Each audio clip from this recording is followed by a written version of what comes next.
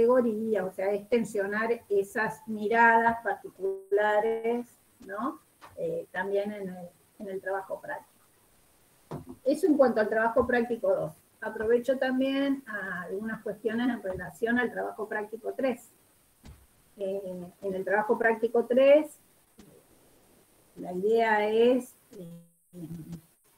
que ustedes expongan un texto, pero en esa exposición no es el resumen del texto, y esto tiene que quedar muy claro, es la discusión con ese texto, o sea, qué es lo que está aportando a lo que queremos caracterizar, que tiene que ver con cuáles son las políticas educativas y el sentido de las reformas educativas que se van dando en el marco de las frágiles democracias. Entonces poder discutir eso, digamos, con ese autor, con la autora que esté exponiendo, cuáles son las tesis centrales, ¿no? E ir dialogando con el autor, digamos, o la autora. Sí tienen después como exigencia la presentación de un resumen, eso sí, una presentación escrita, para que, sobre todo, que tiene que ver con, nosotros eso no lo evaluamos directamente, eso es lo que es la presentación, pero eso tiene que ver con que ustedes puedan darse préstamos entre ustedes, digamos, y facilitarle a los compañeros la lectura de esa bibliografía, ¿no? Pero después la presentación es una elaboración muy personal de ustedes, ¿no? En relación y en diálogo con ese autor, esa autora y ese texto. Por eso sí es importante el orden que le dimos a la bibliografía. No es lo mismo, digamos, no es un monólogo, digamos, de alguna manera así de exposición de texto. No nos importa tanto la cuestión de acreditación, yo sé que usted decía, obviamente, pero no es esa la idea, digamos, ¿no? Sino es que nos vaya quedando la lógica de ese bloque desde esta discusión con los autores y desde la perspectiva que ustedes le imprimen a esa discusión. ¿Se entiende? ¿Sí? Bien. ¿Alguna duda en relación a eso? Una cuestión que les quería plantear, a ver si, sobre todo los que están al final de la lista, pueden cambiar un texto, porque hoy me escribió Miriam, que está como muy enferma, y no va a poder exponer el texto de Felfeber, que está dentro de los primeros, y como la idea es que no quede sin exponer, entonces ver si, no sé si Constanza, si Micaela, digamos los que están más al final, que son los textos ya del bloque 1 de la unidad 3, la del kirchnerismo, si pueden cambiar con este texto que nos presenta, digamos, justamente le toca el que presenta el modelo de reforma. Yo quedé en que lo iba a averiguar hoy, ella me hizo la consulta porque estaba enferma y que no podía exponerlo. Profe, yo no tengo drama de cambiar el texto. Lo que sí, yo el lunes no voy a poder estar. Le iba a preguntar si podía exponer el martes.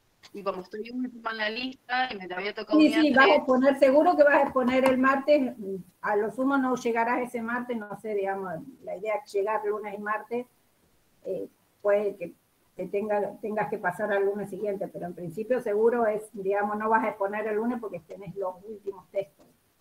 Claro. Paola, por ejemplo, que de las que veo acá que están a lo último, ¿vos podrías cambiarle el texto?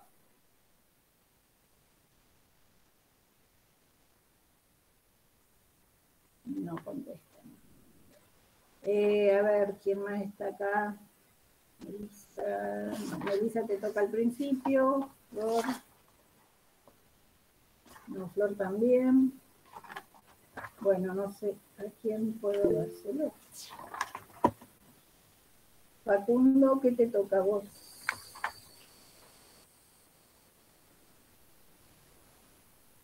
Facundo, vos que te toca el primer texto del bloque 3.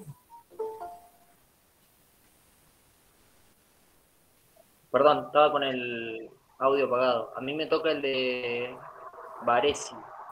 Sí, ya sé, por eso. ¿Le podrás cambiar a Sí, Y no tengo después problema. veo quién da Varesi, porque igual ahí vamos a tener problemas, pero sí quiero solucionar el tema de este texto, que es el que presenta la reforma. No tengo problema. ¿Cómo? ¿De quién es el texto? Es el de Felfeber, 2001, la reforma educativa en Argentina, un modelo de privatización de la crisis. Bueno, Sí, te lo asigno a vos, entonces ya lo cambio en la planilla. Te va a tocar el lunes. Igual alguien tiene que agarrar después. Bueno, Varesi, pero...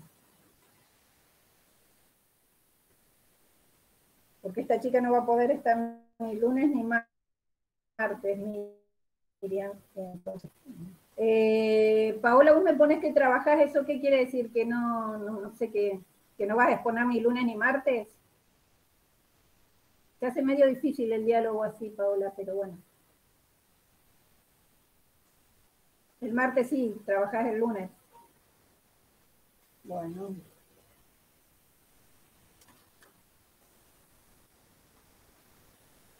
Bueno, ahí el texto de Varesi veremos después que igual justo es el que no es de política educativa, sino que es de contexto. Así que, hola Micaela, no sé si alguien más entró, Camila. Hola, profe. ¿Qué tal? Estábamos terminando de resolver las cuestiones del trabajo práctico 2 y 3. Bien, entonces ahora sí vamos a lo que teníamos que trabajar hoy. Hoy fundamentalmente vamos a trabajar un momento clave de la, perdón, ando mal de la garganta, un momento clave de la historia de nuestro país, ¿no?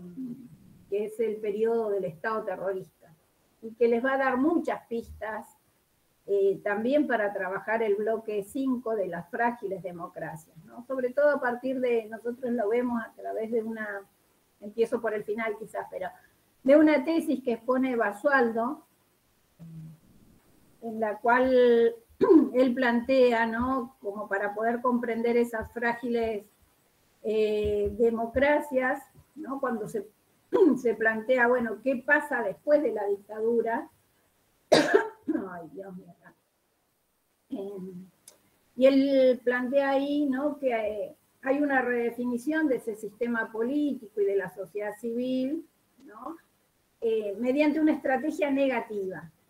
¿Qué quiere decir esta estrategia negativa? Fundamentalmente que lo que intenta en la dictadura, cuando en esa salida, digamos, en esa salida obligada, ¿no? Por la propia deslegitimación del proceso de la dictadura, y por la propia presión, ¿no? De los grupos subalternos, de las masas populares. Entonces, ¿cómo el desafío, digamos, que tienen en ese entonces las clases dominantes tiene que ver en cómo continuar con ese control político, ¿no? En el régimen constitucional. Y él dice, bueno, esa salida de alguna manera de la dictadura se da a través de esta estrategia negativa, por la cual se tiene que continuar esa tarea de reacondicionar, digamos, el régimen de acumulación y de dominación, pero por otros medios, ya no puede ser a través, ¿no? En donde prime la coerción, tiene que haber otros medios, ¿no? Y es negativa porque lo que hace es impedir la organización de los grupos subalternos, inhibir la capacidad de cuestionamiento de esos grupos subalternos. ¿Y cómo sería la pregunta? ¿No? ¿A través de qué metodología? Fundamentalmente lo que dice Basualdo, esa es la tesis que él plantea, ¿no? Que puede ser cuestionada, obviamente, pero él dice que hay todo un proceso de integración de las conducciones políticas y sociales de los sectores políticos mediante un agudo y acelerado proceso de cooptación de los dirigentes que habían quedado, porque se descabezó, ahora vamos a ir a ver un poco el Estado terrorista que hizo, ¿no? Pero se había descabezado el movimiento sindical, el movimiento político, y entonces los que quedaron fueron cooptados vía corrupción o altos ingresos al sistema político, ¿no? Y como que eso es como un sello de alguna manera, ¿no? Para también pensar lo que ustedes van a trabajar en la semana que viene, el bloque 5, ¿por qué frágiles democracias? ¿No? ¿Por qué frágiles democracias? O sea, para entender por qué frágiles democracias es imprescindible y lo que implica, digamos, y sobre todo en política educativa tiene mucha relevancia, qué implica la instauración del Estado terrorista, ¿no? Para la redefinición del sistema político, de la sociedad civil y del propio Estado, a partir de la instauración del Estado terrorista, ¿no? Entonces, bueno, nos vamos a situar hoy fundamentalmente en ese periodo. Ustedes para trabajar ese periodo tenían unos audios que intentaban recuperar una clase perdida que tuvimos, no perdida, sino que era Sueto. Y tenían la lectura del texto de Duhalde y de Pinot, ¿no? Duhalde más para pensar la recomposición del sistema político, del sistema de dominación y la rearticulación de la sociedad civil. Nos brinda algunas categorías muy interesantes para poder pensarlo, ¿no? Y la propia categoría de estado de excepción, como le llama él. Y el de Pinot, que ya sí digamos, se mete bien en el tema educativo, en donde en lo fundamental, ¿no? Él nos plantea como dos estrategias para caracterizar la política educativa, la estrategia discriminadora, cómo se articulan, ¿no? Para pensar la política educativa, y la estrategia represiva. También tienen ahí otro texto, que es el de Laura Rodríguez, y Soprano creo que es, sí, Soprano y Rodríguez, que nos permiten pensar un ámbito en el cual tuvo particular crudeza la política educativa, que es el ámbito universitario. Entonces, ¿qué pasó en el ámbito universitario? Lo van a encontrar ahí, qué medidas de política fueron fundamentales para rearticular ahí el sistema universitario. Y hay otro texto que, si bien no es directamente de política educativa, yo lo ubicaría más como un texto pedagógico, si se quiere, que es el de Carolina Kaufmann, en donde hay dos articulitos de ese texto, que es el de Alcira Trincheri y Susana Barco. Susana Barco fue profesora muchos años y fue decana normalizadora de nuestra facultad, que lo que intenta es, desde recuerdos, desde huellas, desde, como dice la propia Susana Barco ahí en uno de los testimonios, basada en el paradigma indiciario, ¿no? O sea, cómo ir reconstruyendo huellas a partir de esas subjetividades tan afectadas, tan alteradas, ¿no? No es un estudio de política educativa como puede ser más el de Laura Rodríguez y Germán Soprano, sino que de esas impresiones que quedan marcadas en los cuerpos como huellas, ¿no? Impregnadas del paso de haber vivido, transitado esa dictadura, ¿no? También la profesora Silvia Barco, en ese caso hablaba de Susana Barco, también la profesora Silvia Barco, ¿no? Que fue titular mucho tiempo de esta cátedra, también estuvo afectada en ese momento como dirigente del centro estudiantil, del centro de estudiantes, también sufrió las repercusiones, ¿no? Del Estado terrorista, con las particularidades que asumió en nuestra universidad, ¿no? El texto de Alcira Trincheri trata de, lo recomiendo para que lo lean, simplemente para que puedan ver el impacto que tuvo y los sujetos que direccionaron ese proceso en nuestra casa de estudio, ¿sí?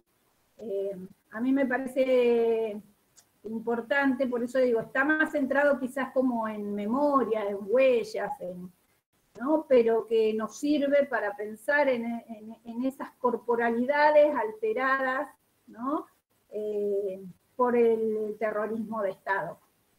Como que no queda que es una historia que pasó allá, no, sino que nuestra universidad está impregnada, ¿no? También de ese Estado terrorista.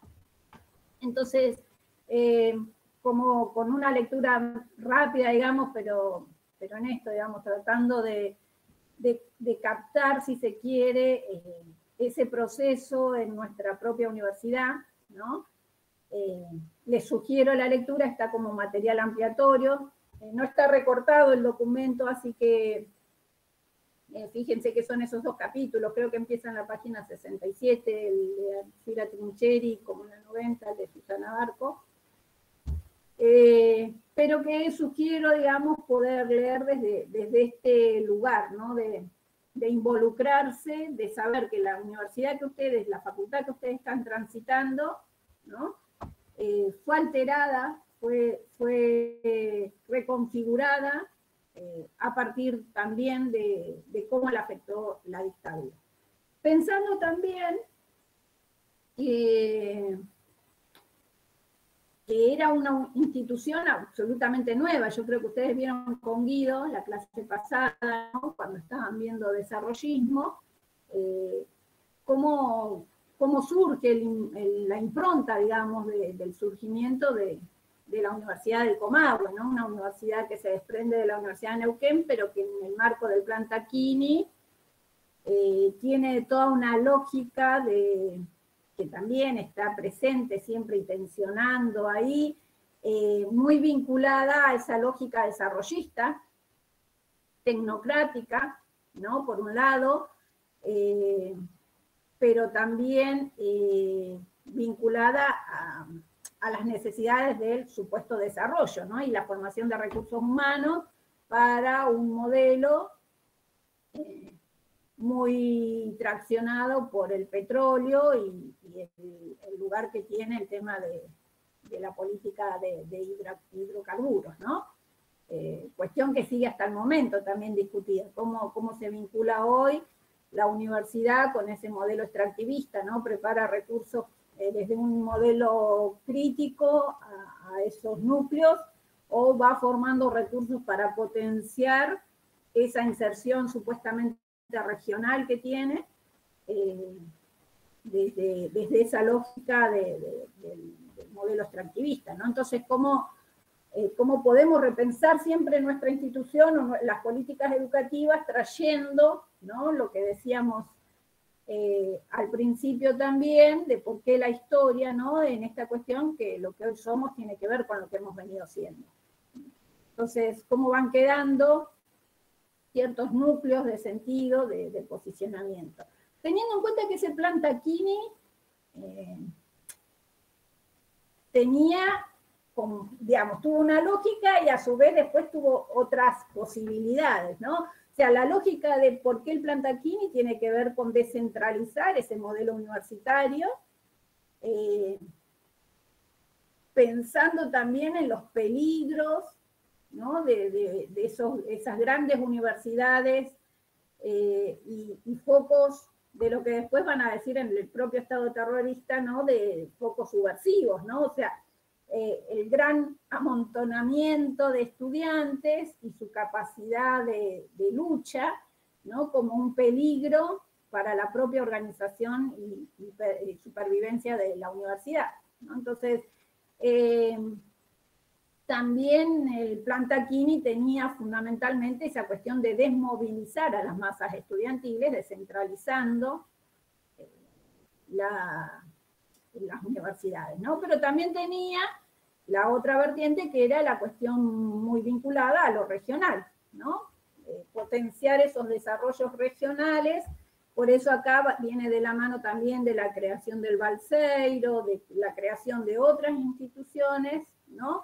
Muy vinculadas a la lógica del desarrollismo y del desarrollo regional.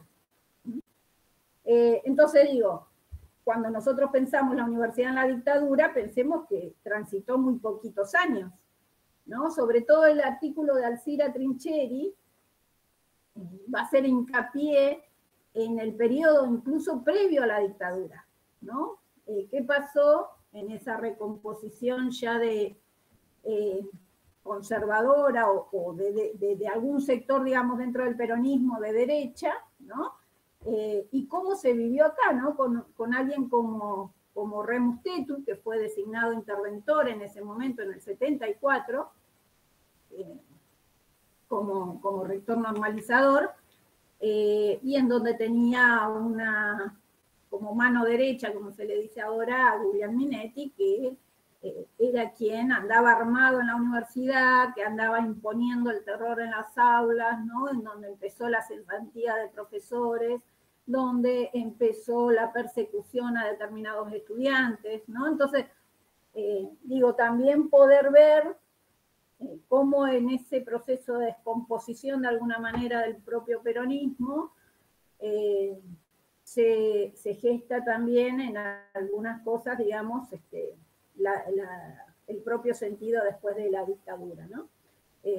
Todo eso, obviamente, en tensión, no son procesos lineales, son procesos muy contradictorios. Entonces, todo esto era como introductorio y así como idas y venidas, pero adrede, digamos, para poder situar lo que vamos a trabajar hoy. Que como ustedes tenían esos audios, digo, no va a ser solamente expositivo, sino que la idea es que podamos trabajar con las fuentes y podamos ir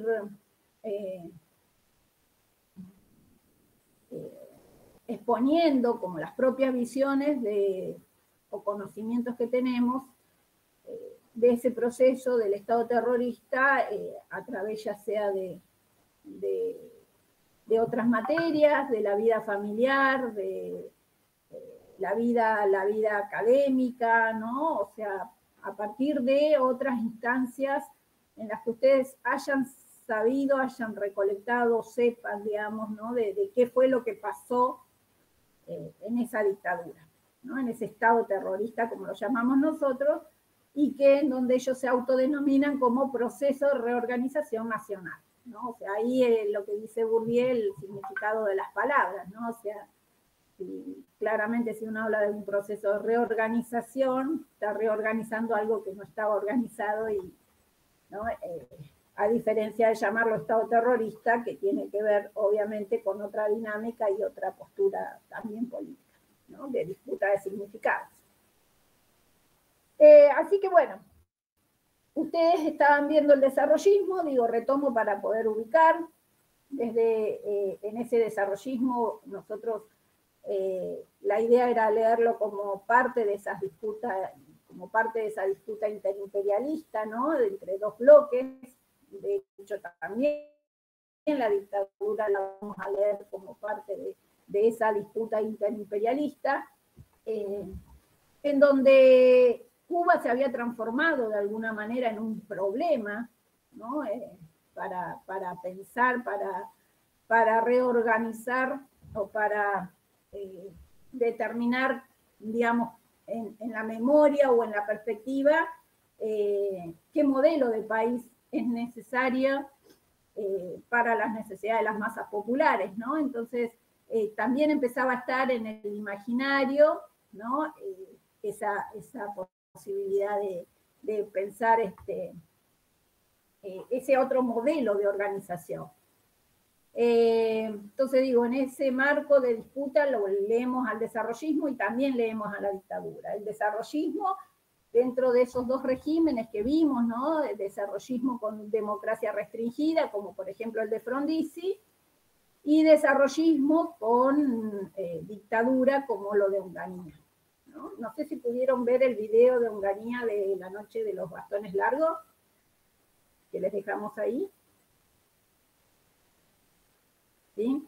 Bueno, porque ahí, por eso digo, se encuentran muchas de las huellas de lo que vamos a ver después, mucho más claramente plasmado en la dictadura del 76. ¿Por qué? Porque la dictadura de Onganía, que es muy importante, ahí está también un proyecto de reforma educativa, ¿no? Que después van quedando hilachas, digo yo, ¿no? de ese proceso de reforma, que es la reforma de Astigueta-Borda, va quedando muy... se vuelve a plasmar en un proyecto de la dictadura de Cantini, que se llama Bases Generales para una ley federal de educación, y después ese proyecto es el que se plasma en la Ley Federal de Educación del 92. ¿No? Entonces, ver esos hilos conductores, ¿no? Es importante. Entonces digo, ¿qué políticas educativas ustedes caracterizaron como fundamentales en el desarrollismo conmigo? A ver.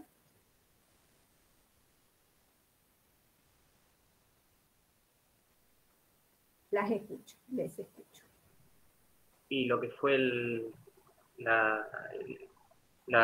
primero el plan Taquini me parece como el plan educativo más importante, la creación de universidades nacionales en las provincias para un poco descentralizar, bueno, lo que era la combinación de la educación y la ciencia, la creación de órganos como el CONICET, órganos del Estado, eso por un lado.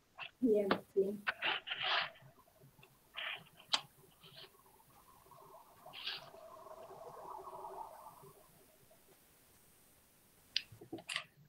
El origen de nuestra universidad también, profe. Uh-huh. Sí, bien, el origen de nuestra universidad, sí.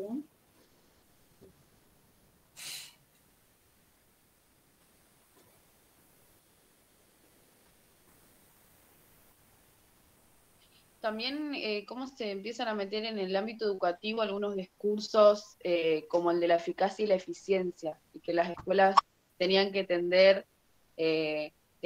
poder tener una nueva organización, los docentes tenían que tener una nueva formación para poder lograr la eficacia y la eficiencia que también se esperaba para ese nuevo proyecto de país desarrollado, digamos. Que lo que había que hacer para salir de ese subdesarrollo en todos los esquemas, digamos, en todos los planos, era esto, poder lograr una mejor organización que sea más eficaz y más eficiente. Eso también. Bien. Bien, el tema de la eficacia y la eficiencia, ¿qué más? Cuando nosotros pensamos desarrollismo, ¿qué otras políticas estamos pensando? ¿Qué características asume el Estado, por ejemplo?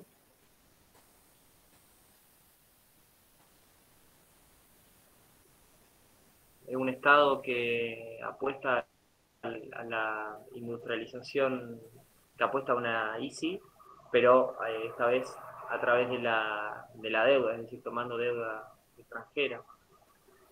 Bien, o sea, mantenemos el tema del régimen de acumulación, o sea, sigue el modelo de industrialización por sustitución de importaciones, pero ahora mucho más concentrado, más centrado ya no en bienes de consumo masivo, ¿no? Como podía ser la industria alimentaria, textil, sino tenía que ver más con la industria pesada, ¿no? Con lugares o factores estratégicos de desarrollo, muy vinculada, por eso digo, a esa industrialización ya en un nivel más elevado, y vinculado, que ahí hay como un gran quiebre con el peronismo, vinculado o apostando también con los recursos extranjeros y con la deuda externa, ¿no? O sea, empieza a motorizarse como un lugar común a partir de ahí, de las políticas, el tema del vínculo con los organismos internacionales, ¿no? También es el momento de los expertos y cómo redireccionan las políticas, ¿no? A partir de los think tanks, de esos tanques de pensamiento que devienen de los organismos extranjeros, como el Banco Mundial, la CEPAL, se empieza a gestar, digamos, de hecho, los asesores, digamos, de Frondizi, Frigerio, por ejemplo, ¿no? Tiene que ver con esos organismos extranjeros, ¿no? Son asesores de esos propios organismos, y entonces opera, digamos, desde ahí el tema de esta cuestión de impulsar políticas, ¿no? Para favorecer el desarrollo. Después lo otro que tenemos que ir vinculando ahí es las características que asume el propio Estado, ¿no? También algunas cuestiones trae del peronismo como Estado planificador, ¿no? Los planes quinquenales de Perón, ¿no? Pero obviamente que los dota de otro sentido, ¿no? Los planes quinquenales de Perón tenían muy claramente una postura antiimperialista, de justicia social, ¿no? En tanto que acá el Estado es un Estado planificador y tecnocrático. O sea, el Estado tiene el papel fundamental, digamos, de operar planificando políticas en sectores estratégicos de desarrollo, ¿no? Entonces, Profe, lo que habíamos visto, perdón, que estaba leyendo, lo que habíamos anotado era también lo de la teoría del capital humano, que era muy importante en el desarrollo. Exacto. ¿Y qué es esa teoría del capital humano? ¿Cómo opera esa teoría? ¿Cuáles son las claves para pensar esa teoría del capital humano? Porque también eso lo vamos a ver como continuidad en las políticas educativas. Y se le empieza a dar valor al conocimiento que posee cada individuo. O sea, le genera inversión también individualmente. Exacto. Sí, la educación empieza a ser vista como una inversión, ¿no? Los sujetos son vistos como un recurso humano a formar. Las capacidades y habilidades de esos sujetos son vistas como capital, ¿no? Y esa teoría del capital humano opera desde un círculo, ¿no? En el cual hay una lógica de inversión individual, rentabilidad social, ¿no? Entonces, la tesis central de la teoría del capital humano es que el crecimiento económico de un país depende de esos recursos humanos. ¿Eso qué quiere decir? Que depende de la cantidad de años de escolarización, ¿no? Está directamente para la teoría del capital humano ligada, la cantidad de años de escolarización está ligada al tipo de salario, o sea, al nivel de salario que cada individuo va a recibir, y a medida que tiene más años de formación, recibe mejores salarios, y eso va a ir aumentando la producción y el crecimiento, y redunda en el crecimiento del país, ¿no? Por eso es que es rentabilidad individual y social, ¿no? Es una inversión individual y social que produce mayor rentabilidad. Hay una relación directa entre el tránsito por el sistema educativo, ¿no? Y el crecimiento del país. Por eso se ve como una inversión la educación. Es sumamente importante. Y hay lo otro que también es importante, ¿no? Tiene que ver con el tipo de vínculo. O sea, si uno lo plantea como disputa interimperialista, también tiene que plantear cómo la estrategia general la ganó Estados Unidos, ¿no? Para penetrar capilarmente en nuestros territorios a partir de una ofensiva, y lo hace a través de un programa de ayuda desinteresada, entre comillas, ¿no? Que es la ALPRO, la Alianza para el Progreso. Entonces, la Alianza para el Progreso también es una estrategia de penetración y de formación de recursos humanos específicos, calificados, que operen directamente en territorio donde están esos sectores subalternos, ¿no? Entonces, a partir de ahí va a aparecer la promoción, ¿no? A través de determinados líderes, la formación de líderes, que vayan trabajando vía préstamos, ¿no? En la ayuda de ciertos sectores populares, ¿no? A través de mejoras en su calidad de vida, como puede ser el tema de vivienda, agua, cloaca, etcétera, etcétera, ¿no? Pero a través de esos fondos generados por la ALPRO, ¿no? Entonces, eso también es otro núcleo que tracciona fuertemente la Alianza para el Progreso, ¿no? Y que está en clave de esa disputa, ¿no? De disputa de esa formación de líderes, por ejemplo, por el entorno soviético cubano, o, en este caso, por Estados Unidos, vía fondos, ¿no? Porque vía fondos y vía deuda externa, para penetrar en nuestros propios territorios, ¿no? Entonces digo, todo eso va siendo como el caldo de cultivo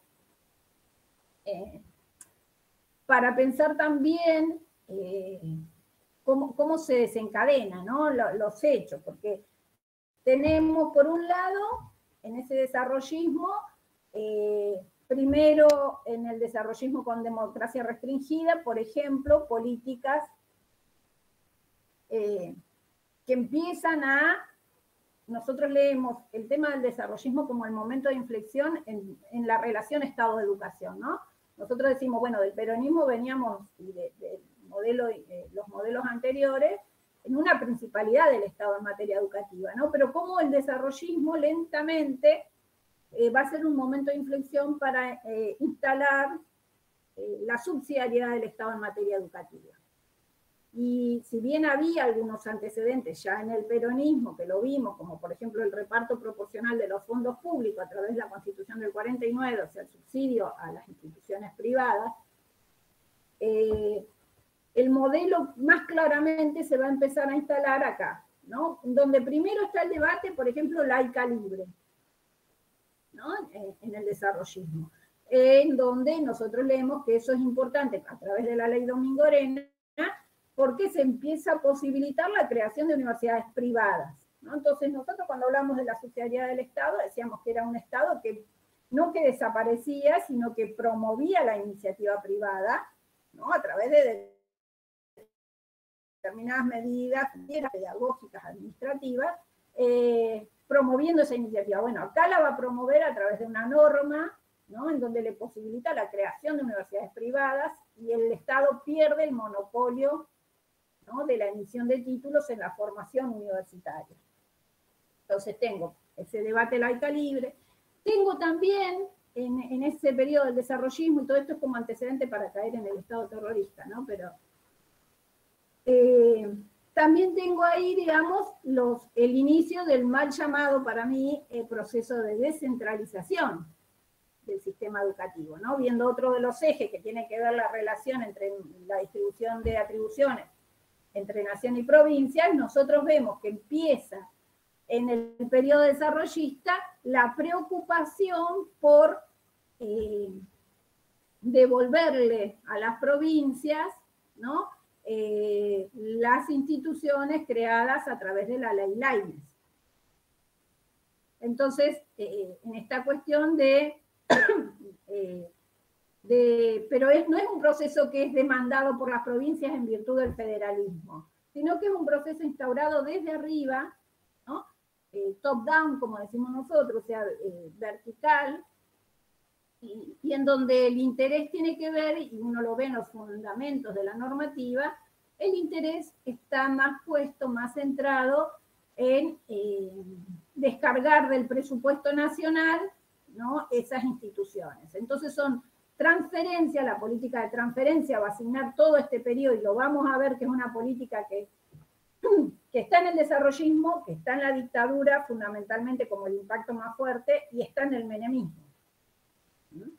Tanto en el desarrollismo como en el Estado terrorista, la transferencia de escuelas nacionales a provinciales se va a dar vía decretos, ¿no? Entonces la misma forma legislativa está dando una idea de ese proceso de transferencia, ¿no? Y Paviglianiti ahí tiene, en uno de los textos que ustedes tenían para trabajar, una hipótesis, ¿no? De cómo esa política de transferencia termina favoreciendo la subsidiariedad del Estado en materia educativa, en tanto se les entrega a las provincias las escuelas sin financiamiento, y entonces las provincias más pobres sobre todo son las que se van a ver en la necesidad de privatizar la educación por no poder mantener esos sistemas educativos, ¿no?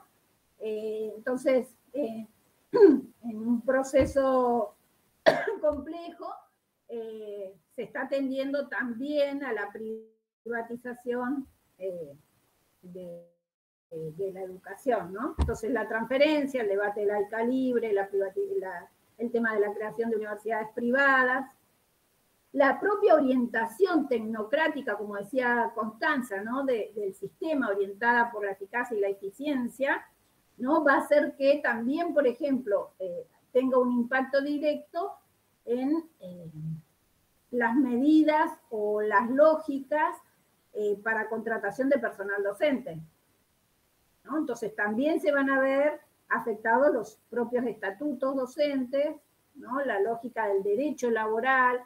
Vamos a ver que, por ejemplo, en el proyecto de reforma a la Astigueta Borda, cómo aparece ya la necesidad del presentismo como una medida de ser más eficiente en la contratación del personal, ¿no? Entonces, también en el tema de la organización del trabajo docente va a aparecer esta lógica de la eficiencia y la eficacia, ¿no? Después también en las cuestiones hasta de organización didáctica y pedagógica más específicas, lo vamos a ver porque es un periodo en donde se va a dar todo lo que se llama la pedagogía por objetivos, ¿no? Que también tiene su origen en Estados Unidos, y que la va a llevar a cabo, no sé si lo han visto en didáctica o en otras materias, ¿no? Pero que direcciona las prácticas educativas, ¿no? En una cuestión de organización del proceso pedagógico didáctico, claramente detallado, ¿no? En objetivos que tenían que tener como una acción muy específica para promover los aprendizajes, ¿no? Entonces, bueno, caracterizar, y ahí te decían específicamente qué objetivos podías usar según la conducta, ¿no? Que tenías que promover, y eso orientó nuestro sistema educativo de una manera terrible. Ustedes algo de esto también lo tienen en el material de Finkel de la primera unidad, ¿no? En la parte que no trabajamos, porque nosotros trabajamos las 3 primeras hojitas, todo el resto habla justamente de este intento tecnocrático, ¿no? En España, pero que todo lo que plantea ahí es claramente importante para pensar la reorganización de nuestro sistema educativo, como este intento tecnocrático de cómo permea la formación docente y el trabajo docente, ¿no? O sea, no solamente en términos de macropolíticas, sino también en la reorganización más interna del propio sistema educativo. Y después, bueno, el proyecto Astigueta tiene ya en la dictadura, ¿no? Que intenta hacer el primer proyecto de reforma estructural del sistema educativo, abarca todos los niveles, introduce y retoma de Saavedra Lamas la cuestión del ciclo intermedio. Ustedes tienen ahí ese texto que incorporamos el otro día, que les decía yo, un material que les permite ver los alcances de ese proyecto de reforma, ¿no? Cómo también está, porque el desarrollismo en la dictadura de Onganía tiene como 3 vertientes que uno a veces le costaría como pensar que están juntas, pero se articularon muy aceitadamente, que era la doctrina de la Iglesia Católica, ¿no? La teoría del capital humano y del desarrollo, por otro lado, y las Fuerzas Armadas. Esas tres corrientes se articulan y la vamos a ver clarísimo en ese proyecto de reforma educativa. Entonces, la presencia de Dios y todo el conocimiento de Dios y cómo tiene a lo largo de los distintos ciclos, digamos, todo un avance, ¿no? hasta el conocimiento supremo de Dios. El tema del disciplinamiento como parte de esa lógica, de esa estrategia, diría Pinot, ¿no? represiva. Van a ver ahí cómo caracteriza a los adolescentes, ¿no? y la necesidad de ese fuerte control sobre los cuerpos, que aparece también ahí, sobre todo en la formación del nivel medio. Y por el otro lado, también el tema de cómo plantea los principios de un Estado subsidiario a través de denuncia directamente la subsidiariedad del Estado en materia educativa, y eso es mucho más claro que la ley federal, plantea la autonomía pedagógica para todos esos agentes privados y es clave para pensar algo que ustedes van a tener materiales dentro de los textos que tienen que exponer del bloque 5, para esta redefinición de considerar a que todo el sistema educativo es público, ¿no? Pero lo que los diferencia es la gestión estatal o privada. O sea, se redefine el sentido de lo público, y eso ya está en el proyecto Astigueta, ¿no? Se redefine el sentido de lo público y abre, digamos, toda esta cuestión acerca de un pluralismo escolar en el sentido de una multiplicidad de agentes prestadores del servicio educativo. Entonces, están como las claves bien explícitas de esa subsidiariedad del Estado en materia educativa. Queda muy clarito el tema de la estrategia del desarrollo, ¿no? En el propio proyecto de reforma educativa, y el tema de las universidades como parte de esa lógica de formación de recursos humanos. O sea, lo explicita, ¿no? Las universidades lo que tienen que formar es el recurso humano necesario para el desarrollo y el crecimiento del país.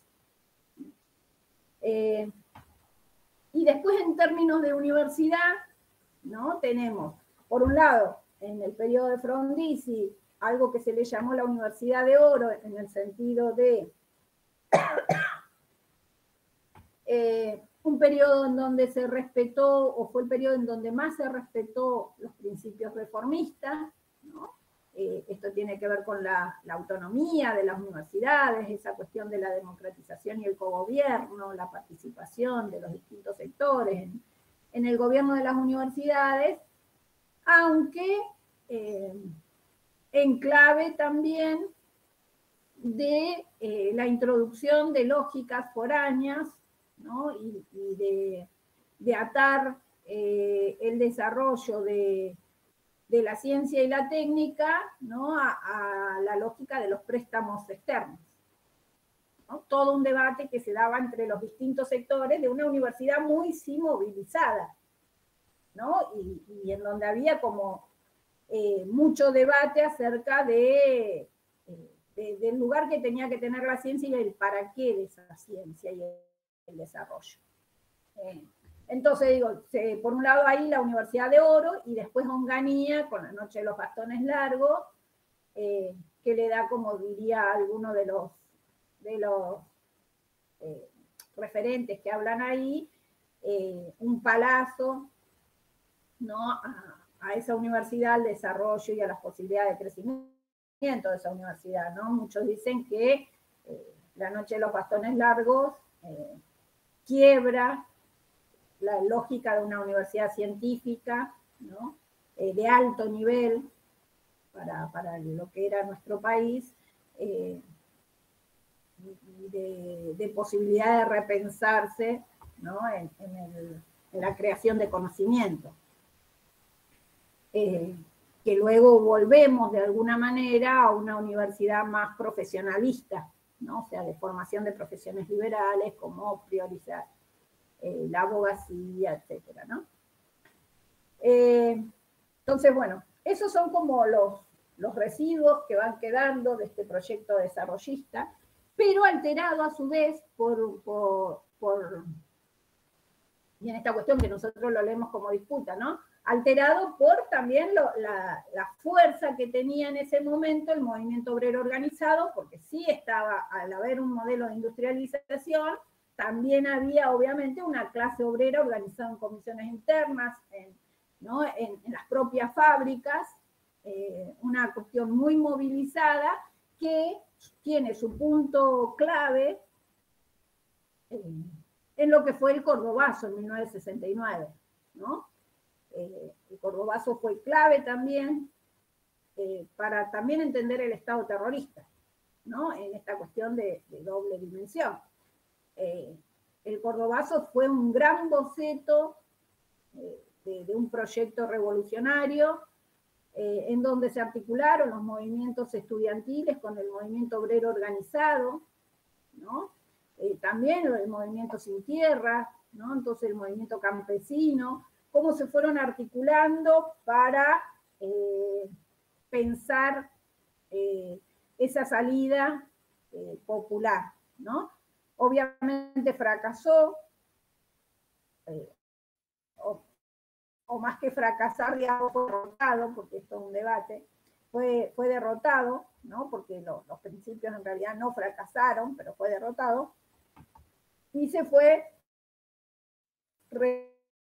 digamos, la dictadura de Onganía pasando hacia otros mandos militares, ¿no? Como por ejemplo Levingston y Lanusse, ¿no? Que son quienes continúan la dictadura de Onganía a partir del Cordobazo, ¿no? Entonces, ¿cómo llegamos al 74? ¿Cómo llegamos al 76? Llegamos, por un lado, ¿no? Con estas fuerzas desarrollistas, de la mano de muchos años de dictadura, pero también con un pueblo, con las masas populares organizadas que venían de esa trayectoria y de haber vivido el peronismo y la experiencia peronista, ¿no? De esa experiencia de ampliación de derechos, ¿no? De conquistas históricas como el tema de la jubilación, el tema de las pensiones, el tema del tiempo libre, todo eso que vimos nosotros como parte de la democratización del bienestar en el peronismo, ¿no? Entonces también en la conciencia de esos sujetos y de esa clase obrera organizada estaba esta lógica del derecho y de la movilización. O sea, no habían podido aún arrancar, ¿no? de esa masa peronista esa cuestión de la conquista y la necesidad de ampliar la lógica de los derechos, ¿no? Entonces, si uno piensa por qué, cómo se empieza a gestar el 76, ¿no? Uno tiene que pensar, por un lado, la necesidad de ir a un régimen de acumulación, ¿no? Que diera, de alguna manera, ¿no? Que diera por un batacazo final, por decirlo así, no me sale de otra manera, a ese régimen que tenía como motor el propio desarrollo de la industria nacional, ¿no? Y por lo tanto, digo, esto no es solo el desarrollo de la industria nacional, sino la posibilidad de pensarnos como decía Perón, independencia económica y justicia social, ¿no? Entonces, la posibilidad concreta de pensarnos en esa independencia económica, ¿no? Entonces, bueno, lo primero que tenemos que ver en eso es, si yo pienso, ¿por qué el golpe? ¿No? A mí lo primero que me aparece como causa del golpe está en la intención, ¿no? de quienes llevan a cabo el golpe en poder parar ese inmenso auge de masas que se había iniciado con el Cordobazo, ¿no? Y por lo tanto poder restaurar los patrones de acumulación, ¿no? Esa cuestión del empate hegemónico que decíamos, ¿no? Del 50% para el trabajo y el capital, poder erradicar un gobierno que, si bien uno podría caracterizar el último gobierno de Perón y de Isabel Perón como un gobierno de burguesía nacional, pero tensionado tercermundista, digamos, heterogéneo, ¿no? Que también tenía en su interior sectores reaccionarios y de derecha, ¿no? Como por ejemplo López Rega, pero que venía sumamente movilizado y tensionado. O sea, si uno piensa esos años en el país, tiene que pensar en términos de conflicto, no puede no pensar en términos de conflicto, ¿no? Las masas populares están en la calle peleando por un modelo de país diferente, ¿no? Eso es el 73 sobre todo, y cuando viene Cámpora, ¿no? Que la fórmula era de alguna manera Cámpora al gobierno, Perón al poder, ¿no? Como dicho popular. Y entonces uno ahí tiene que empezar a leer esa disputa. ¿Quién gana, no? O sea, es un momento de mucha tensión, y caracterizado, digamos, por una situación internacional que de alguna manera de lucha entre las dos superpotencias, ¿no? Estados Unidos y la Unión Soviética, disputando el control de alguna manera, ¿no? Del mundo, ¿no? Entonces también tengo que ver, por un lado, ¿por qué el golpe? Bueno, para parar ese auge de masas. ¿Por qué el golpe? También como consecuencia de esa disputa interimperialista. Y pensarlo como el golpe, porque si no, las clases dominantes reacomodan a través de su propia estrategia, digamos, ¿no? de articulación de la dominación. Pero ¿por qué tienen que llegar a la necesidad de un golpe de las características de lo que fue el Estado terrorista del 76? Es porque, digamos, está como en línea, o sea, las características terribles del Estado terrorista están en línea con el auge que tenían la lucha de esas masas y las justas reivindicaciones de esas masas populares, ¿no? Si hubieran podido, lo paraban de otra manera, ¿no? No encontraron la forma, ¿no? De parar esa reivindicación y esas luchas justas, ¿no? Pensemos que todo el proletariado industrial venía tonificado por justamente de esos combates, digamos, y los sectores estudiantiles también, ¿no? Si uno piensa en esa universidad del 73, es una universidad muy politizada, ¿no? Entonces, bueno, hay que pensarlo desde esa lógica, digo, ¿no? Para pensar las características del Estado terrorista. ¿Qué es lo que viene? ¿Qué es lo que viene? ¿Cómo se instaura? ¿No? Uno tiene que pensar ese 24 de marzo cuando se instaura el Estado terrorista, y que la llevan, digamos, a Isabel Perón, ¿no? Se instaura los años más negros de nuestra historia nacional. Se impone un modelo económico que nosotros vamos a hablar del modelo de valorización financiera, ¿no? Y el momento de lo que muchos por ahí en la conciencia hablan de la bicicleta financiera, ¿no? El modelo de la plata dulce, en donde más que trabajar vale el tema de poner la plata en los bancos a trabajar, ¿no? A través del sistema de las altas tasas de interés, ¿no? Eso a nivel individual, pero eso a nivel social, a nivel del capital transnacional, implica una inmensa movilidad, ¿no? De los fondos, de los grandes capitales buitres que vienen, instalan, digamos, depositan su plata acá, ganan con esas altas tasas de interés y la vuelven a sacar, ¿no? Hacia el extranjero, ¿no? Entonces se instala, logran derribar, por eso digo, pensando por qué el golpe de Estado, logran derribar un régimen de acumulación e instaurar un régimen basado en la valorización financiera, ¿no? Eso por un lado, pero reorientando a su vez, para eso necesitan un modelo que desestructura a la clase obrera, que descabece el movimiento sindical, ¿no?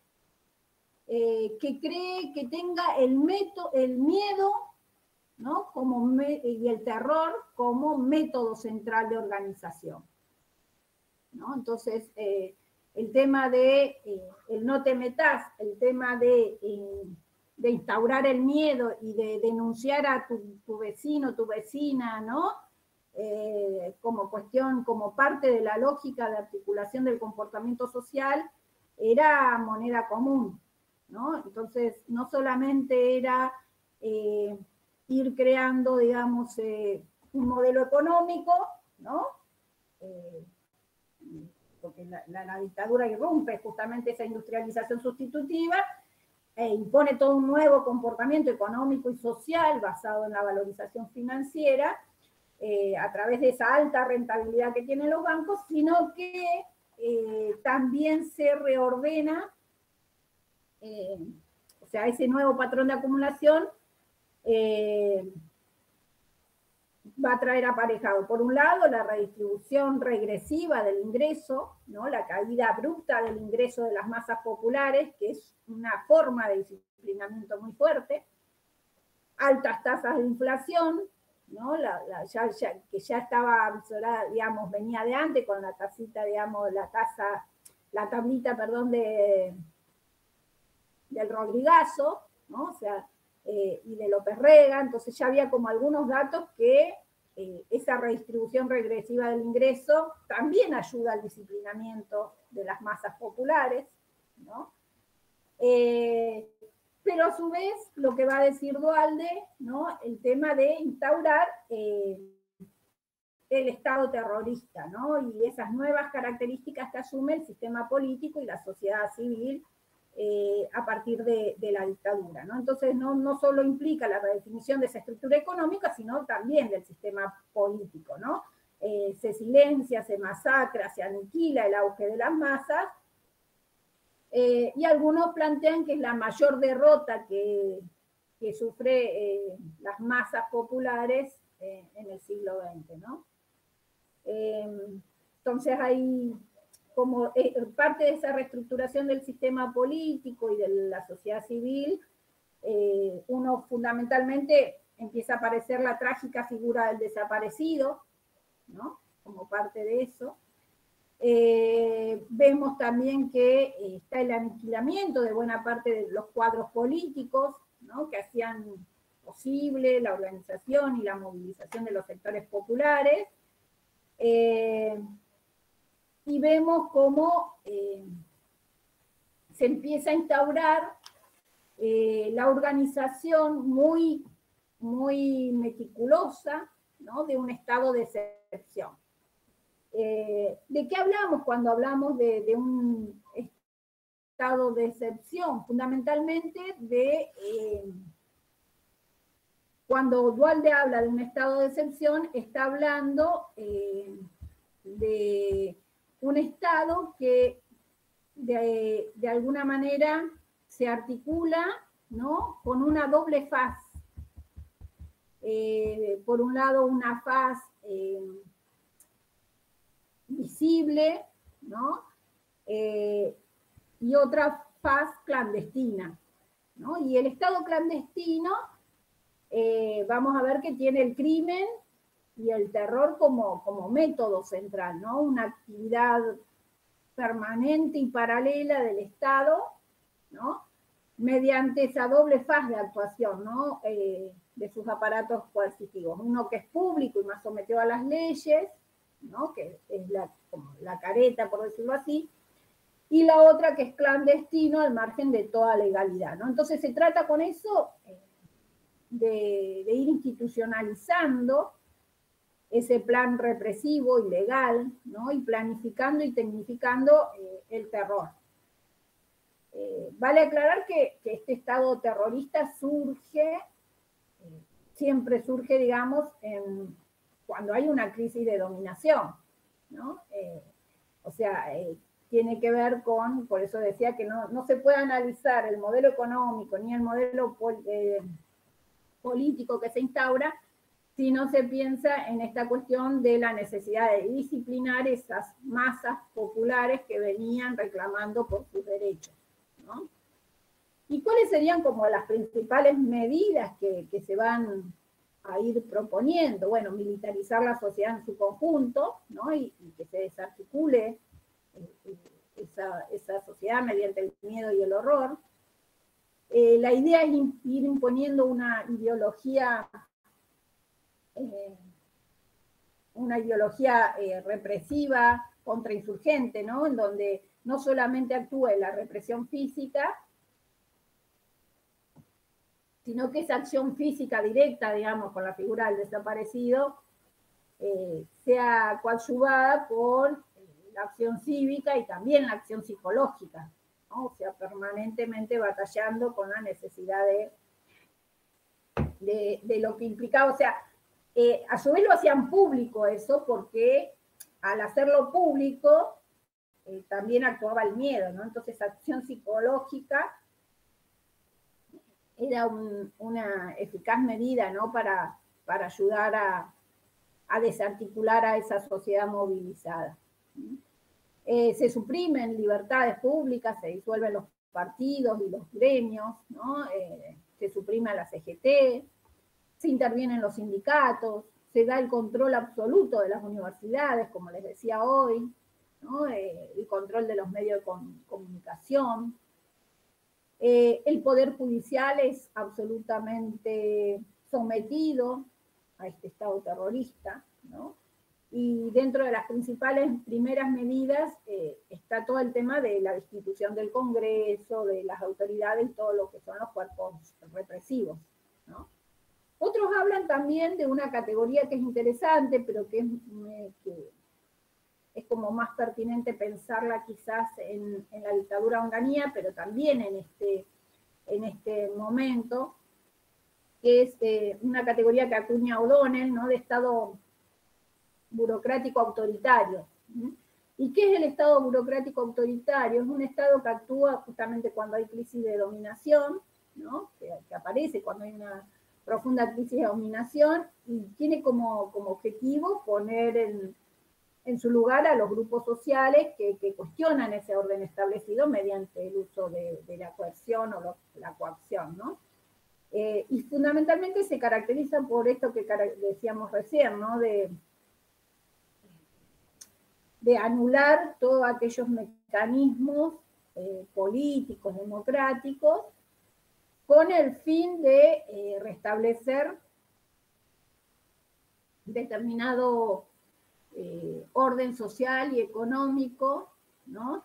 Que había sido como subvertido para esos sectores dominantes, ¿no? Y ahí cumplen una función fundamental las Fuerzas Armadas, obviamente, ¿no? Y también otra de las características que tiene ese Estado burocrático autoritario tiene que ver con esa cuestión o con el carácter más tecnoburocrático, ¿no? Y esa orientación como eficientista que tiene que tener ese Estado burocrático autoritario, ¿no? Bueno, no sé si quieren agregar algo. Bien, yo ahora quería como compartir de alguna manera y poder debatir algunas cuestiones a través de las fuentes. Y hay dos fuentes que, hay muchas, digamos, en realidad, pero hay dos que a mí me interesa que podamos trabajarlas juntas. Una es la carta de Rodolfo Walsh, un periodista muy reconocido, a quien le mataron su hija y fue muerto él mismo por las Fuerzas Armadas el día después de publicar su carta, ¿no? A un año de la dictadura. Y después la otra fuente que quería que miremos un poquito, digamos, por lo menos las impresiones que les da, porque es más larga, pero que es importante, digamos, es el folleto, su versión en el ámbito educativo, ¿no? Que es un folleto de difusión, ustedes lo tienen ahí explicado en el texto de Pinot también, que se llama Su versión en el ámbito educativo, conozcamos a nuestro enemigo, que es un folleto que tiene difusión en todo el sistema educativo, ¿no? Tiene que llegar a todas las escuelas, aunque después se dan cuenta que es tan explícito en la lógica de lo que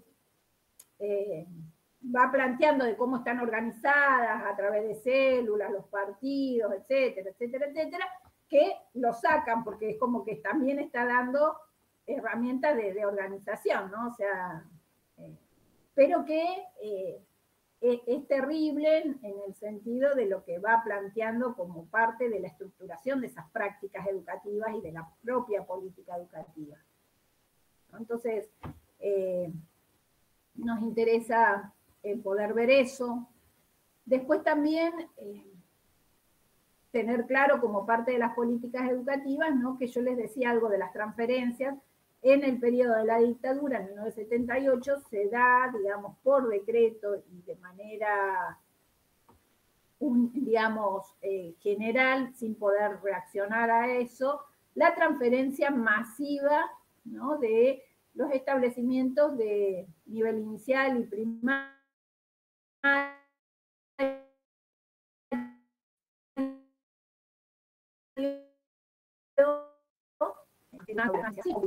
entonces acá tenemos como un segundo momento clave para pensar de transferencia, que después la vamos a ver con el menemismo, la tercera oleada.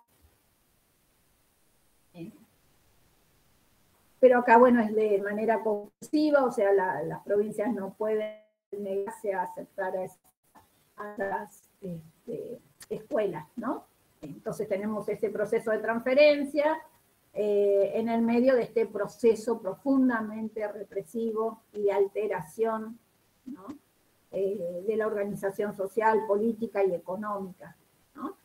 De la mano, obviamente, también, o sea, que el disciplinamiento no viene solo del terror, sino que también viene del terror al desempleo, porque hay políticas feroces de despidos, ¿no?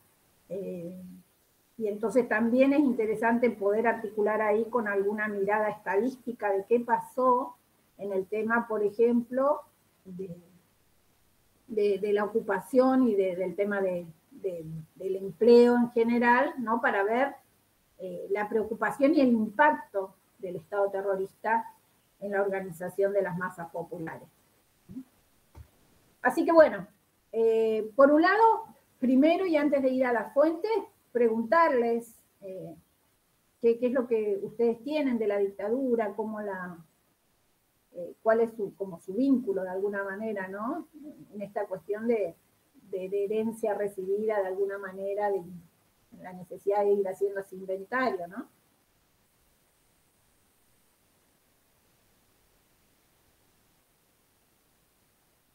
Bueno, yo como para aportar, me parece que por lo menos nuestra generación, quienes nacimos 95, 96, 97, principios del 2000,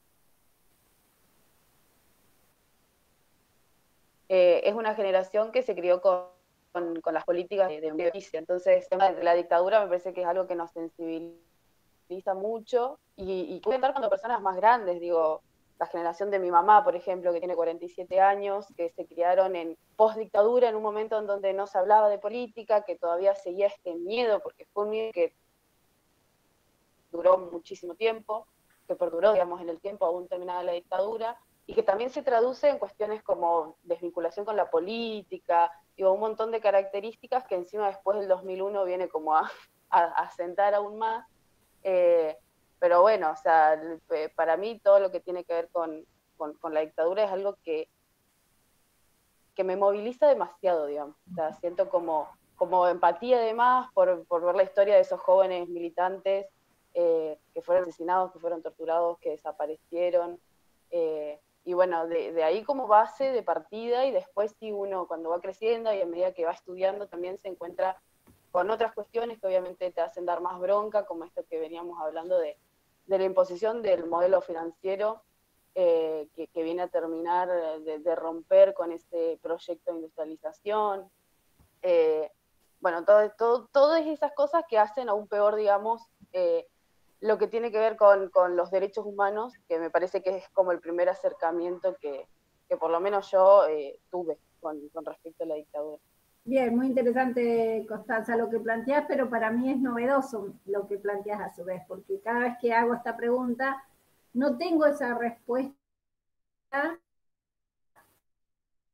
que me parece sumamente interesante, que hace con media verticia. No sé si es tan común escucharlo así, o es más la experiencia personal quizás de formación tuya pero sería interesantísimo, pero no sé si es tan así.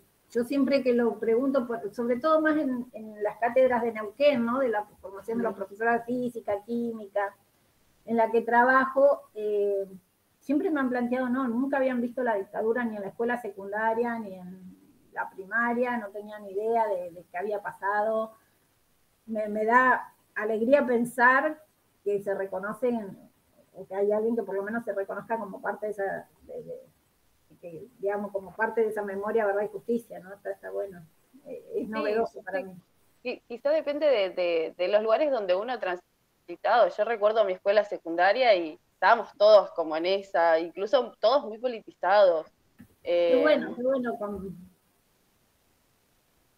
Quizás también esto, digo, con la escuela de donde uno viene, con los docentes y las docentes con que se encontró, los proyectos institucionales. ¿En Chipoleti te formaste, Constanza? Sí. Yo hice la secundaria, sí, en el CEM 17, acá en Chip. Bien, ¿los demás qué historias tienen en relación a esto? Sí, bueno, papá tiene 71 años, así que él estudió en la universidad en la época de la dictadura. Él estudiaba Derecho y Filosofía y Letras en Rosario. Y nada, básicamente él directamente no militaba, entonces de alguna forma cuando me cuenta cómo puede, porque perdió a muchos amigos,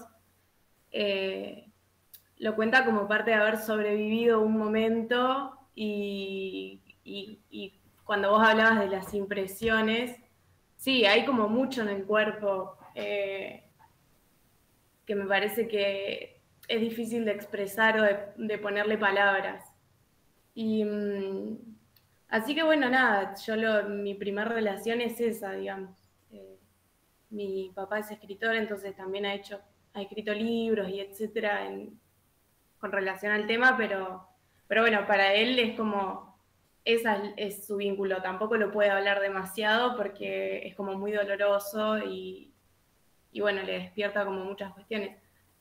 También tiene amigos que han ido a la guerra de Malvinas, etcétera, entonces, nada, es como, sí tengo como esa cercanía, pero bueno, no sé, son testimonios que también se encuentran con eso, que me parece que es como una clave también de las voces que por ahí sobrevivieron, de que es muy difícil también ponerle palabras a una cuestión que también fue muy emocional, además de terrorífica. Digo, sí. ¿Cómo afectando las subjetividades, ¿no? O sea, es claro que... Sí. Por eso es que es muy personal también la conexión, o sea, si bien personal en el sentido también social de la palabra, ¿no? Pero como cada uno lo vivió, ya sea por las historias contadas, por estas impresiones, ¿no? Sí. Bueno, esto de que lo paren en la calle, varias veces lo pararon, de tener bibliotecas escondidas, de tener miedo de si le pedían el documento y tenían que ir a la casa de uno que tenía un libro y que le había quedado, era como el miedo directamente que te lleven, o sea, y ya sabían que si iban a la biblioteca de tal, se iban todos, o sea, como esos momentos en la calle de terror de esa magnitud, digo, es como difícil imaginárselo, por lo menos nosotros que... Sí, no, de estudiantes, por ejemplo, yo tengo testimonios de gente conocida, ¿no? Que por plantearle algo a un profesor en su momento, siendo estudiante en la dictadura, ¿no? Ni siquiera que militaba nada, ¿no? Simplemente plantear algo, sabía que era señalado después y obviamente desaparecido, ¿no? Lamentablemente. Ese nivel de persecución y de control ideológico, ¿no? En las universidades. Sí. ¿Los demás? ¿Las demás? Profe, sí, yo un poco comparto ahí con el tema que contaba Micaela, el tema del temor, del miedo, ¿no? De la opresión. Yo siempre es que, a ver, las veces que he escuchado a mi madre no ha estudiado en la universidad, pero ella haciendo memoria, cuando habla sobre el tema, dice que, bueno, que ellos vivían así con miedo, y por otro lado, ella no era militante tampoco. A ver, mamá tiene 65. Calculo yo que tendría menos de 20 años, ¿no? Ujú. No saco bien las cuentas ahora, pero era adolescente, cuenta que, bueno, mucha represión, mucho miedo. Ella me dice, yo no militaba y dice, a los que no estaban al margen de todo esto de la militancia y demás, no le hacían nada. O sea, la teoría de ella era, bueno, el que abría la boca, el que hacía quilombo, el que tenía problemas o el que decía algo o iba en contra, bueno, a ese lo señalaban y bueno, tenía posibilidad de que le pasara algo, ¿no? De que lo reprimieran, de que lo desaparecieran. En el caso de ella, bueno, ella se mantenía al margen, yo no sé si por temor o porque realmente no le interesaba militar o vaya a saber qué cuestiones pasaban por su cabeza en esa época. Ella me decía, bueno, a mí nunca me pararon, a mí nunca me dijeron nada, pero bueno, yo calculo que vivió una época con mucho temor y mucha represión, ¿no? Por lo que más o menos he escuchado que ha contado ella en esos momentos. Es lo que a mí me quedó, digamos, de percepción. Sí, sí, por eso, sí, sí, cada uno, por eso digo que tiene como, en esto de las historias diferentes, uno tiene distintas formas de vincularse con eso, ¿no? De estos lugares, tampoco todo, cada uno tiene su propia historia, ¿no? Y el tema es por eso bien identitario de qué cosas va quedando. Los demás, a mí me gustaría escuchar las palabras de todos, por lo menos brevemente algo, aunque no tengan, digamos, no sé, a veces me ha pasado de gente que dice que como que no tuvo ningún registro, digamos, nada que lo haga pensar en el periodo como algo. Profe, sí. Sí. Bueno, yo en cuanto a experiencia con mi familia, bueno, mi papá y mi mamá en ese tiempo vivían en el campo. Bueno, ellos no saben ni escribir ni leer, pero sí sabían algo, o sea, saben algo de este tiempo, digamos. Decían que escuchaban por la radio lo que pasaba. No conocen mucho, no tienen mucho conocimiento, pero sí sabían lo que pasaba más o menos. Bien, ¿y en tu O sea, formación qué escuchaste? ¿Cómo y te no, vinculaste? en el secundario no vi nada. Yo soy de Maquinchao, de la línea sur. Y bueno, salí con una formación de perito mercantil, pero no. Y en historia antigua me acuerdo que cuando la cursé primero había un texto, creo que era el de Dualde, no me acuerdo muy bien, que ahí pude leer algo y después lo sacaron en la cátedra. O sea, ahora, por ejemplo, no está. Y bueno, y ahora como que me estoy informando más, digamos, en todo este periodo. Bien. Sí, testimonios parecidos al tuyo, Camila, es el que he escuchado mayoritariamente, ¿no? Siempre, obviamente, en tensión, gente que... Pero es lo que, sí, en general, siempre he escuchado más como esto, ¿no? Como más la desinformación o que no... Sí. Sí. Sí.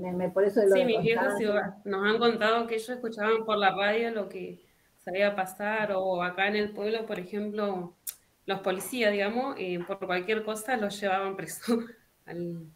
Así ande circulando por la calle o lo que sea, los llevaban enseguida detenido, digamos. Uh-huh. Bien. Yo creo que particularmente acá en el pueblo... ¿Dónde es el pueblo? Jacobasi. Por ahí un poco pegada a lo que decía Constanza al principio, ¿no? De que desde el colegio se han empeñado en darnos mucho conocimiento de esto y siempre se hacen actividades para la fecha, entonces sí vengo sabiendo siempre. Y acá en el pueblo, yo creo que en este tiempo ha sido un poco más tranquilo, quizás no se notaba tanto en el pueblo, ¿no? Pero desapareció una persona acá en un taller mecánico, vinieron los Falcon y se lo llevaron. Entonces, es muy conocida esa historia acá porque el hombre era conocido, de hecho, entonces, por ahí desde ese lugar tenemos más conocimiento. Bien. ¿El resto? Sí, a mí me pasa también algo parecido a lo de Camila. que también a mí, por ejemplo, en la secundaria, que yo iba a una técnica, nunca o muy poquitas veces nos hablaron, o más que nada en los actos, que nos mostraban videos o algo así, y yo más que nada preguntaba, bueno, se me cruza el gato, que yo preguntaba más que nada a veces a mis papás, tenían algún conocimiento, y ellos no, o sea, no, muchos no sabían tampoco. Mi abuelo, que viene por parte de Chile, tampoco conocía mucho, entonces como que en ese caso me guío un poco por los videos o por más que nada ahora en las clases que estoy conociendo un poco más, porque no conocía lo que pasó, los desaparecidos, pero no, nunca bien a fondo lo que sucedió. Ujú, bien, bien, bien. Matías, Paola no tiene voz y Susi tampoco, así que Matías, ¿quedarías vos? ¿Estás ahí? Sí, sí, estoy. Y particularmente más que nada en primaria lo trabajamos mucho, al menos acá donde vivo yo. Después, como decía Tamara, ahí en secundaria, como, es como Ujú. Bien. Sí, me parece interesante, ¿no? Poder como esto, ver también el vínculo que tiene uno, ¿no? Con ese periodo, porque las madres de Plaza de Mayo, yo me acuerdo estando de maestra en el año 87, 86, 87, yo llevaba ya a las madres a trabajar en las escuelas, digamos, a las madres de Plaza de Mayo de acá, de Neuquén, y, y, y creaba como mucha reacción todavía en los padres de los estudiantes, ¿no? Era como, wow, ¿qué le estás enseñando a mis hijos? ¿No? En esa cosa reactiva, ¿no? Y todavía del miedo. Ustedes van a trabajar un texto de Paglianiti, neoconservadurismo y educación, a alguien le toca dentro de los textos de Blocker, ¿no? Que ella ahí tiene una hipótesis, ¿no? En esta cuestión de que cuando se instaura, se plantea el Congreso Pedagógico Nacional en el año postdictadura, en el alfonsinismo, en realidad no se había, o sea que era una iniciativa interesante, pero no se había valorado, ¿no? El tema de la cultura del miedo, o sea, cómo había quedado instaurado en la cabeza de la gente, digamos, ¿no? Esa cuestión del terror. Entonces, ¿quiénes fueron los sectores más organizados en ese congreso pedagógico? Obviamente eran quienes sí venían propiciando esos debates, como la Iglesia Católica, los sectores privatistas, ¿no? Entonces, ¿quién finalmente gana, por decirlo así, en ese congreso pedagógico? Son esos sectores, ¿no? Por eso Alfonsín cajonea de alguna manera el proyecto de ley y finalmente sale en el menemismo, ¿no? Que es otro periodo interesante, que es el que vamos a trabajar con las lecturas de ustedes. Pero digo, me parece por eso importante poder visualizar las diferentes perspectivas que hay sobre ese periodo, ¿no? Quienes han tenido vinculación a veces desde la militancia con los hijos de desaparecidos, ¿no? Toda la política que se han dado las madres y las abuelas en esta cuestión de poder rastrear, buscar, ¿no? Todo lo que implicó el robo de bebés, de niños, ¿no? De búsqueda de los hijos, y a su vez todo el trabajo de militancia potente que han hecho los propios hijos, ¿no? de desaparecidos, ¿no? Entonces me parece que también ver esa otra cara de la historia, ¿no? Que es la historia de quienes luchan y de quienes siguen peleando, ¿no? Por los derechos negados, trastocados, silenciados en la dictadura y que siguen vivos, ¿no? Los sueños de esa generación desaparecida siguen como semilla, digamos, en mucho de esa militancia y de esa gente que también silenciosamente a veces sigue apostando a un modelo de país diferente, ¿no? Entonces, traerlo a la luz me parece que ayuda también, ¿no? a ir creando esa conciencia necesaria, por lo menos cada uno, obviamente, que toma después el camino que considera justo y necesario, pero no sobre la base del desconocimiento, ¿no? Sino sobre la base de conocer qué es lo que sucedió en ese momento de la historia y que tiene muchas consecuencias para lo que hoy somos, ¿no? Porque mucho de esto que hoy somos tiene que ver con ese modelo de terror por un lado y de económico, de reestructuración fuertemente económico y regresivo para las masas populares. Así que si les parece, leemos, no sé si alguien se ofrece a leer la carta de Rodolfo Walsh, así vamos como prestando atención a algunos núcleos que aparecen ahí. ¿Alguien se ofrece? Que a ver si la tengo por acá. Sí, Yo la tengo por acá. Si quieren arranco. ¿O querés arrancar? De una. ¿Arrancás o sigo de último? No, si ya la tenés abierta, yo la estoy buscando, por eso. Bueno, acá empiezo y después alguien me continúa. Dale, gracias.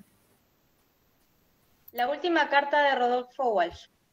Algunas de las aseveraciones de Rodolfo Walsh, algunas de las aseveraciones que Rodolfo Walsh hiciera en su carta a la Junta Militar no pudieron ni probar ser mejor enunciadas en oportunidad y justicia de criterio. Allí advirtió que los militares no derrocaban a un gobierno, sino la posibilidad del pueblo de vivir en un proceso democrático. Observó además que los golpistas restauraban la corriente de ideas e intereses de minorías derrotadas que traban el desarrollo de las fuerzas productivas, explotan al pueblo y disgregan la nación. Dio cuenta también del plan sistemático de aniquilamiento y aseguró que la dictadura ha despojado a la tortura de su límite en el tiempo. No se equivocó tampoco al enunciar que el gobierno militar no intervenía como árbitro entre los dos terrorismos, sino como la fuente misma del terror. Pero fue más certero aún al subrayar el hecho de que la dictadura contaba con el apoyo de poderosos grupos económicos, una pata civil que venía a beneficiarse con la planificación de la miseria para todos los argentinos. Walsh redactó el texto el 24 de marzo de 1977, a un año de instalada la Junta Militar. Por entonces su hija Vicky, oficial montonera, se había suicidado junto a su pareja, cuando se encontraba acorralada tras un enfrentamiento con las fuerzas militares. Un día después de escrita la carta, mientras dejaba ejemplares de la misma en buzones de calle, fue encerrado por un grupo de tareas de la ESMA en las cercanías del cruce de la avenida San Juan y Entre Ríos, barrio porteño de San Cristóbal. Walsh combatió y fue herido. Moriría en el campo de concentración, como aseguraba al finalizar la carta, fiel al compromiso de dar testimonio en momentos difíciles. Sus secuestradores y asesinos, entre ellos Alfredo Astiz y Jorge Acosta, fueron sentenciados a prisión perpetua por el Tribunal Oral Federal número 5 en octubre del 2011, acusados por la privación ilegal de la libertad, tormentos, robo de bienes y homicidio. Bueno, fuente, ahí cita la fuente. Dice: carta abierta a un escritor de la Junta Militar. 1. La censura de prensa, la persecución a intelectuales, el allanamiento de mi casa en El Tigre, el asesinato de amigos queridos y la pérdida de una hija que murió combatiéndolos son algunos de los hechos que me obligan a esta forma de expresión clandestina después de haber opinado libremente como escritor y periodista durante casi 30 años. El primer aniversario de esta Junta Militar ha motivado un balance de la acción de gobierno en documentos y discursos oficiales donde lo que ustedes llaman aciertos son errores. Los que reconocen como errores son crímenes, y los que omiten son calamidades. El 24 de marzo de 1976 derrocaron ustedes a un gobierno del que formaban parte, a cuyo desprestigio contribuyeron como ejecutores de su política represiva, y cuyo término estaba señalado por elecciones convocadas para 9 meses más tarde. En esa perspectiva, lo que ustedes liquidaron no fue el mandato transitorio de Isabel Martínez, sino la posibilidad de un proceso democrático donde el pueblo remediara males que ustedes continuaron y agravaron. Ilegítimo en su origen, el gobierno que ustedes ejercen pudo legitimarse en los hechos recuperando el programa en que coincidieron en las elecciones de 1973, el 80% de los argentinos, y que sigue en pie como expresión objetiva de la voluntad del pueblo, único significado posible de ese ser nacional que ustedes invocan tan a menudo. Invirtiendo ese camino, han restaurado ustedes la corriente de ideas e intereses de minorías derrotadas que traban el desarrollo de la fuerza productiva, explotan al pueblo y disgregan la nación. Una política semejante solo puede imponerse transitoriamente, prohibiendo los partidos, interviniendo los sindicatos, amordazando a la prensa e implementando el terror más profundo que ha conocido la sociedad argentina. 2. 15.000 desaparecidos, 10.000 presos, 4.000 muertos, decenas de miles de desterrados son las cifras que desnuda ese terror. Colmadas las cárceles ordinarias, crearon ustedes en las principales guarniciones del país virtuales campos de concentración, donde no entra ningún juez, abogado, periodista, observador internacional. El secreto militar de los procedimientos invocados como necesidad de investigación convierte a la mayoría de las detenciones en secuestros que permiten la tortura sin límite y el fusilamiento sin juicio. Más de 7.000 recursos de habeas corpus han sido contestados negativamente este último año. En otros miles de casos de desaparición, el recurso ni siquiera ha presentado porque se conoce de antemano su inutilidad o porque no se encuentra abogado que ose presentarlo después que los 50 o 60 que lo hicieran fueran su turno secuestrado. Perdón, la leí re mal. Sigo. De este modo han despojado ustedes a la tortura de su límite en el tiempo. Como el detenido no existe, no hay posibilidad de presentarlo al juez en 10 días según manda una ley que fue restada aún en las cumbres represivas de anteriores dictaduras. La falta de límite en el tiempo ha sido contemplada con la falta de límite en los métodos, retrocediendo a épocas en que se operó directamente sobre las articulaciones y las vísceras de las víctimas, ahora con auxiliares quirúrgicos y farmacológicos de que no dispusieron los antiguos verdugos, el potro, el torno, el despellejamiento en vida, la sierra de los inquisidores medievales reaparecen en los testimonios junto con la picana y el submarino, el soplete de las actualizaciones contemporáneas. Mediante sucesivas concesiones al supuesto de que, al fin de exterminar a la guerrilla justificada, todos los medios que usa, han llegado ustedes a la tortura absoluta, intemporal, metafísica, en la medida en que el fin original de obtener información se extravía en las mentes perturbadas que la administran para ceder el impulso de machacar la sustancia humana hasta quebrarla y hacerle perder la dignidad que perdió el verdugo que ustedes mismos han perdido. ¿Alguien quiere continuar? ¿O sigo? Digo, ahí está poniendo clarísimamente, ¿no? Fíjense ustedes que esto está en pleno proceso de dictadura, o sea, un año había transitado, y está claro lo que Duhalde denomina como estado de excepción, ¿no? O sea, y los métodos que utilizan, ¿no? La picana, o sea, hasta llegar a desprestigiar en cuerpo y mente al propio sujeto, ¿no? O sea, la idea siempre era la búsqueda de la denuncia de su compañera, compañero, ¿no? El tema por eso rápidamente, digamos, había toda una organización de cómo actuar cuando uno era detenido, ¿no? Porque ponía en riesgo la vida de sus propios compañeras, compañeros, familias, ¿no? Una vez que era detenido. Y entonces, por eso esta cuestión, esta comparación al verdugo, ¿no? Porque era esta cuestión de la búsqueda de información y de exponerlo a métodos absolutamente de excepción, ¿no? Para pensar en una detención. Bueno, nunca las fuerzas represivas tampoco tuvieron como demasiados límites en eso, ¿no? Pero fue como la exageración, ¿no? Para seguir. Yo sigo, si querés, Flor. 3. La negativa de esa junta a publicar los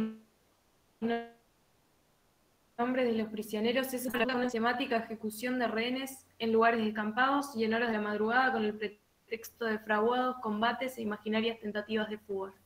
Extremistas que panfletean el campo, pintan acequias o se amontonan de a 10 en vehículos que se incendian son los estereotipos de un libreto que no está hecho para ser creído, sino para burlar la reacción internacional ante ejecuciones en regla, mientras en lo interno se subraya el carácter de represalias desatadas en los mismos lugares y en fecha inmediata a las acciones guerrilleras. 70 fusilados tras la bomba en Seguridad Federal, 55 en respuesta a la voladura del Departamento de Policía de La Plata, 30 por el atentado en el Ministerio de Defensa, 40 en la masacre del Año Nuevo que siguió a la muerte del coronel Castellanos, 19 tras la explosión que destruyó la comisaría de Ciudadela, forman parte de 1.200 ejecuciones en 300 supuestos combates donde el oponente no tuvo heridos y las fuerzas a su mando no tuvieron muertos. Depositarios de una culpa colectiva abolida en las normas civilizadas de justicia, incapaces de influir en la política que dicta los hechos por los cuales son represaliados. Muchos de esos rehenes son delegados sindicales, intelectuales, familiares de guerrilleros, opositores no armados, simples sospechosos a los que se mata para equilibrar la balanza de las bajas, según la doctrina extranjera de cuenta cadáveres que usaron los servicios secretos de los países ocupados y los invasores en Vietnam. El remate de guerrilleros heridos o capturados en combates reales es asimismo una evidencia que surge de los comunicados militares que en un año atribuyeron a la guerrilla 600 muertos y solo 10 o 15 heridos, proporción desconocida en los más encarnizados conflictos.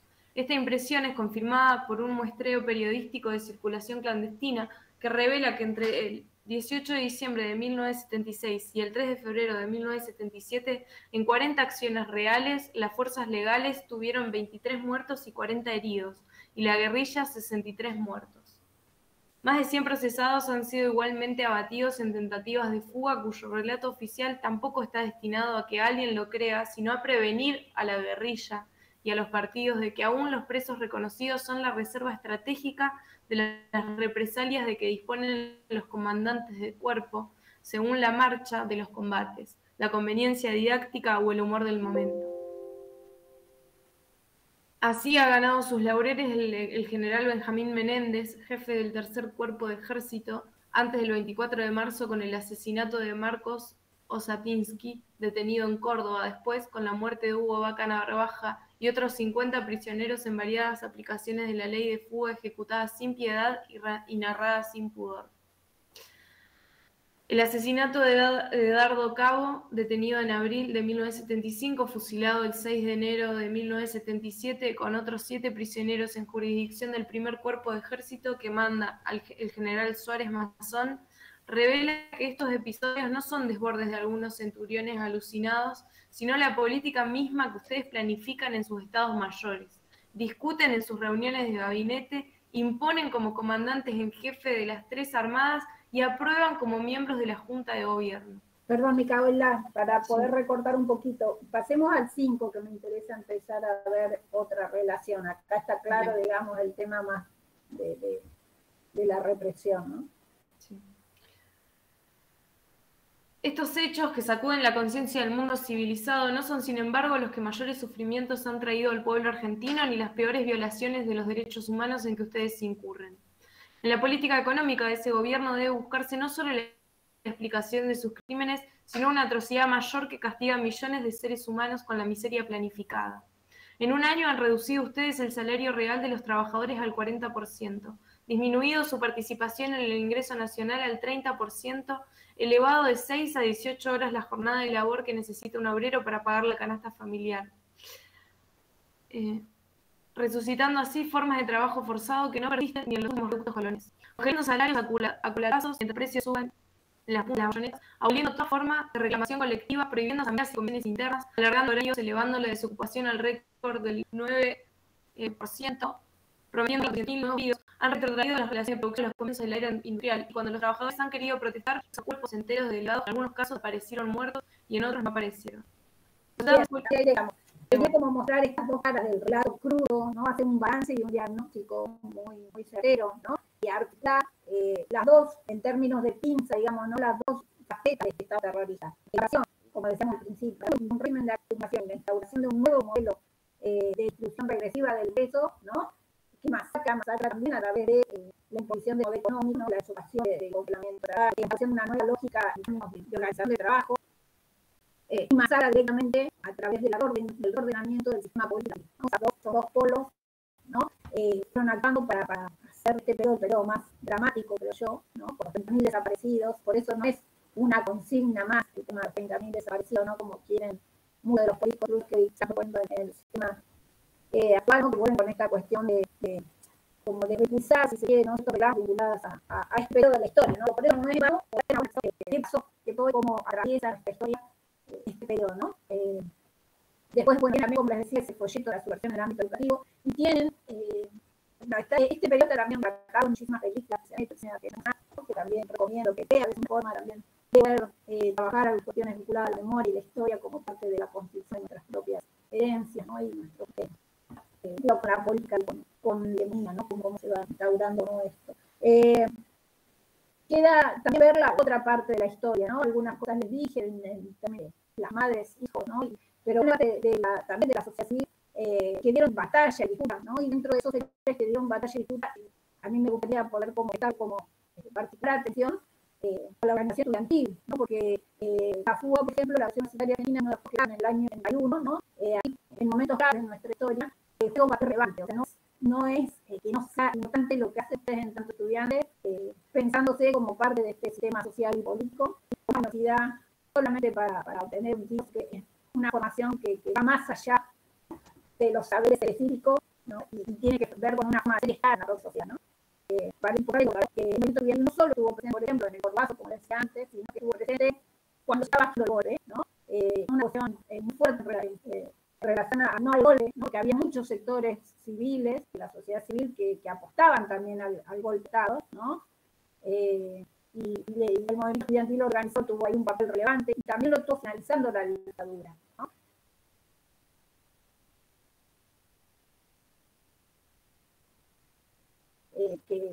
En donde movilizaron una organización general en la dictadura, ¿no? Que después de eso, la guerra de Malvinas del año 82, justo a una semana de este paro, ¿no? En donde el movimiento estudiantil